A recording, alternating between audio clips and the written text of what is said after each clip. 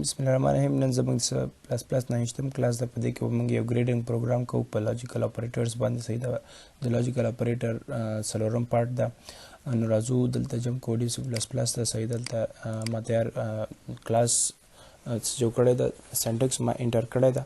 نو راځم یو ګریډینګ پروګرام په جوړو. مطلب ګریډینګ پروګرام مطلب دا چې د شاګرد مارکس اخلي. مطلب د سلو لمخه مارکس اخلي په دې کې په مختلفو کنډیشنو کې دا ګریډ څه کو چک کو چې کوم ګریډ اخلي. نارمل یو ګریډینګ سیستم جوړو. نو راځو دې کې بعد اف سټیټمنټ او د لاجیکل اند اپریټر نه کار اخلو. صحیح ده. راځو اول څه کو چون کې موږ سره مارکس سلو لمخه دي. نو ان ټی کې اخلم ان ټی مارکس. صحیح ده، ان ټی مارکس او دلته یو نارمل یو میسج پرینټ کوم. صحیح ده، میسج پرینټ کوم د چې څوک انټر یور مارکس، انټر یور مارکس and cn मतलब څوک مارک انټر کا مارکس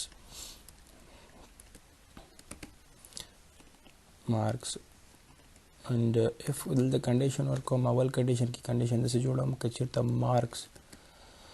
مارکس ګریډر ول مطلب لوی یا مساوي و د څو سره د اتیا څخه او ان مطلب او دواړه په چون کې موږ سره لاجیکل اند اپریټر د په دې کې دواړه کنډیشن موږ سره څه وسی ټرو وسی. نو بل کنډیشن بسو جوړو مثلا چې مارکس د دالته د اتیاو نه زیاته یا اتیاو سره مساوي. نو دلته باید د سلو نه څه وسی کم وسی، ځکه چې سلو پورې موږ سره نارملی سی مارکس یې د سلو لمخې. نو څوک یو مسج راته پرینټ کا، مسج راته نارملی پرینټ کا چې څه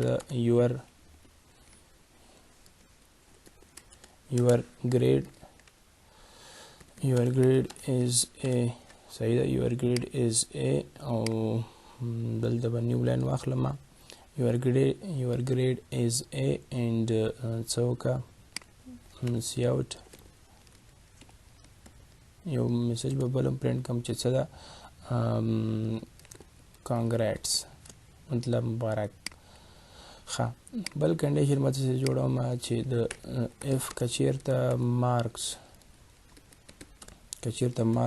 ګریډر یا ایکوال د څو څخه د اویاو نه او کچیرته مارکس لیس اور ایکوال د څو څخه د اتیاو څخه.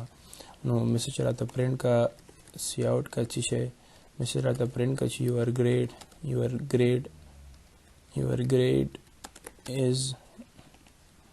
your grade is C. مطلب تاسو ګریډ موږ سره سی ده.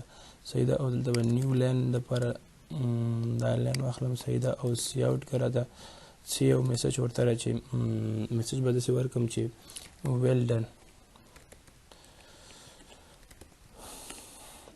done مطلب خدای تر سره کړی ده. او بل لازم لاندې یو بل کنډیشن هم ورکوم کچیرته موږ سره سی ګریډ د پاره کچیرته موږ سره مارکس ګریډ او ایکوال د څو څخه د څو نه تر د شپېتو نه او یا مارکس موږ سره څو کم ول. صحیح ده، کم ول د څو څخه کم یا مساوي ول د اویا به ورته وایو. د اویاو نه نو دلته ماته نارملی میسج پرینټ کا. صحیح ده، اویاو نه کم. ښه، نو نارملی ماته میسج پرینټ کا چې your grade is C. نیو لاین سی اوټ کا موږ سره سی اوټ کا چې شي چې نایس. صحیح ده، نایس hard working مطلب خواري دی وسته ده. او بل د ناکامولو دپاره مطلب په دې کنډیشنو کې رانغی نو که چېرته د دې دپاره کنډیشن داسې ولو چې موږ سره څه مارکس موږ سره کم شول د څو نه د شپېتو نه که چېرته موږ سره مارک د شپېتو نه کم شو نارملي میسج راته پرنټ کا صحیح ده یو عادي میسج راته پرنټ کا چې څه وکړه مطلب دوباره خواري وکړه نو هغه دپاره میسج پرنټ کوو چې څه وکړه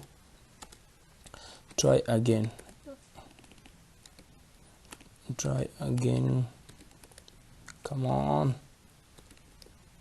try again او نیو لاین